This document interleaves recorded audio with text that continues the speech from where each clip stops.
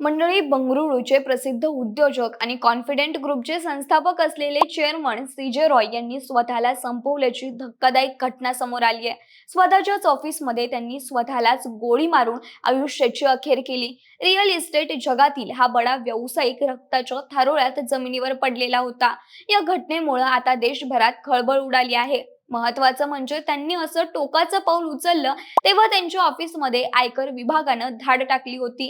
Income tax विभागाची team त्यांच्या ऑफिसमध्ये चौकशी करत असतानाच ही घटना घडली। त्यामुळे नेमकं हे प्रकरण काय आहे, सीजे रॉय यांनी स्वतःला का संपवलं, त्यावेळी त्यांच्या ऑफिसमध्ये काय घडलं होतं, हे सगळं जाणून घेणार आहोत या व्हिडिओच्या माध्यमातून। नमस्कार, मी हर्षदा आणि तुम्ही पाहताय विषयच भारी। मंडळी, मागील काही दिवसांपासून इन्कम टॅक्स विभागाकडून रॉय यांच्यावर कारवाई सुरू होती। बेहिशेबी मालमत्ता प्रकरणात डिसेंबर 2025 पासून इन्कम टॅक्स विभागाने रॉय यांच्या मालमत्तेची चौकशी सुरू केली होती। या चौकशीत उत्पन्नाच्या ज्ञात स्रोतांपेक्षा अधिक संपत्ती असल्याचे पुरावे विभागाच्या हाती लागले होते। याच पार्श्वभूमीवर शुक्रवारी म्हणजेच 30 जानेवारी रोजी इन्कम टॅक्स विभागाने रॉय यांच्या कार्यालयावर धाड टाकली। दुपारी साधारण 12 वाजता आयकर विभागाचं पथक रॉय यांच्या बेंगळुरू येथील कार्यालयात दाखल झालं। दुपारी सुमारे 2 वाजता सीजे रॉय कार्यालयात पोहोचले। सुरुवातीला अधिकाऱ्यांनी त्यांना निघू शकता असं सांगितलं होतं, मात्र नंतर काही कागदपत्रांची तपासणी आणि त्यावर सही करण्यासाठी त्यांना कार्यालयातच थांबवण्यास सांगण्यात आलं।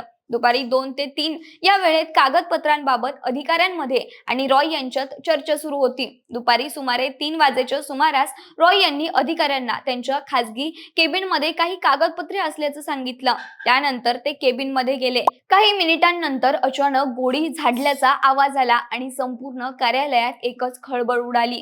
जेव्हा इतर कर्मचारी आणि अधिकारी केबिनमध्ये पोहोचले तेव्हा तिथलं दृश्य पाहून सर्वांनाच मोठा धक्का बसला। रिअल इस्टेट क्षेत्रातील हा मोठा व्यावसायिक रक्ताच्या थारोळ्यात जमिनीवर पडलेला होता। कार्यालयात इन्कम टॅक्स विभागाची कारवाई सुरू असतानाच सीजे रॉय यांनी आपलं जीवन संपवल्याचं स्पष्ट झालं। त्यांना तत्काळ रुग्णालयात दाखल करण्यात आलं, मात्र डॉक्टरांनी तपासणीनंतर त्यांना मृत घोषित केलं। इन्कम टॅक्स विभागाकडून त्यांच्या व्यवहारांची तपासणी सुरू असताना आलेला ताण आणि आर्थिक अडचणी हे सहन करू शकले नसावेत अशी माहिती समोर येते। मंडळी, सीजे रॉय हे एक प्रसिद्ध रिअल इस्टेट डेव्हलपर होते। ते गेल्या अनेक वर्षांपासून व्यवसाय क्षेत्रात सक्रिय होते।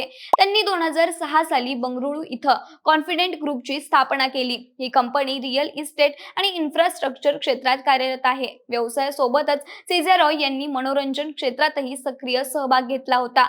त्यांनी एकूण 8 कन्नड आणि मल्याळम चित्रपटांची निर्मिती केली आहे। तसंच दक्षिण भारतीय चित्रपट सृष्टीतील अनेक नामवंत कलाकारांसह मेगा बजेट चित्रपटांना त्यांनी पाठिंबा दिला होता। 2012 मध्ये प्रदर्शित झालेल्या मोहनलाल यांच्या उच्च बजेट ॲक्शन थ्रिलर कॅसानोव्हा या चित्रपटाची निर्मिती सीजे रॉय यांनी केली होती।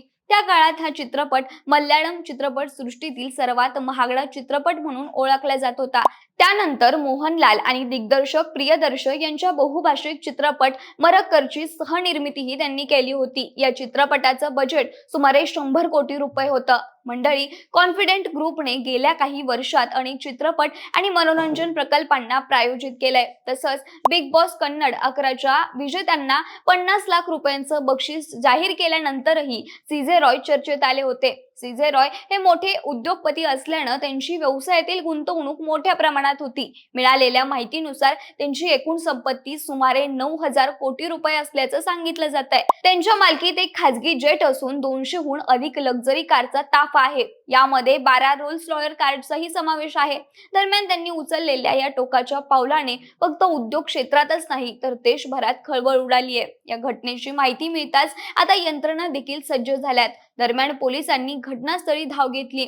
घटनास्थळीची पाहणी करून पंचनामा केलाय। पोलिसांनी ऑफिसमधील सीसीटीव्ही फुटेज ताब्यात घेतलेत। ज्या रिव्हॉल्वर मधून रॉय यांनी स्वतःवर गोळी झाडली ती रिव्हॉल्वर ताब्यात घेतली आहे। तसंच आता या प्रकरणाचा सगळ्याच बाजूने तपास केला जातोय। मूळचे केरळचे असलेले सीजे रॉय यांनी त्यांच्या कारकिर्दीची सुरुवात त्यांच्या आईसोबत केली होती। त्यांची आई केरळमध्ये एका लहान भागात रिअल इस्टेट एजंट होती। ती एका वेळी 30 ते 40 जमीन खरेदी करायची, त्यावर घरे बांधायची आणि नंतर ती विकायची। शिकायची. रॉय त्यांच्या आईच्या व्यवसायाचे हिशेब ठेवायचे. या काळात त्यांनी केवळ खाती व्यवस्थापित केली नाहीत, तर जमिनीचे व्यवहार, रोख प्रवाह व्यवस्थापित करणं आणि भविष्याचा अंदाज घेण्याची कला देखील शिकली. रॉय यांनी स्वित्झर्लंड मधील SBS बिझनेस स्कूल येथून बिझनेस ऍडमिनिस्ट्रेशन मध्ये डॉक्टरेट पदवी मिळवली होती. त्यांच्या नेतृत्वाखाली कॉन्फिडेंट ग्रुपनं केरळ आणि बंगळुरू येथे अनेक नामांकित लक्झरी प्रकल्प राबवले, तसंच दुबईतील बाजारपेठेतही विस्तार केला.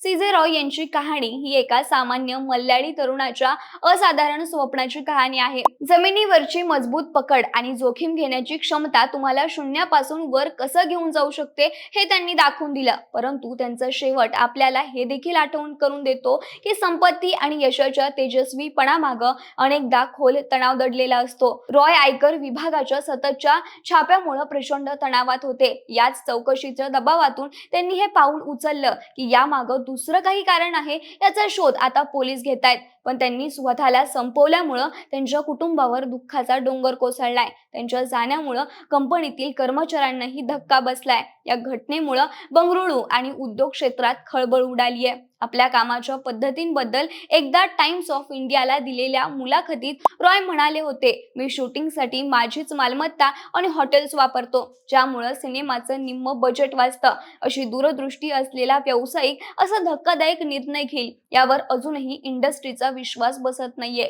सीजे रॉय यांच्या या टोकाच्या निर्णयाने चित्रपट आणि व्यापारी जगात मोठा शोक पसरलाय. या संपूर्ण घटनेबद्दल तुम्हाला काय वाटतं हे कमेंटमध्ये नक्की सांगा आणि सोबतच आपल्या विश्वासभरीच्या YouTube चॅनलला सबस्क्राईब करायला विसरू नका. धन्यवाद.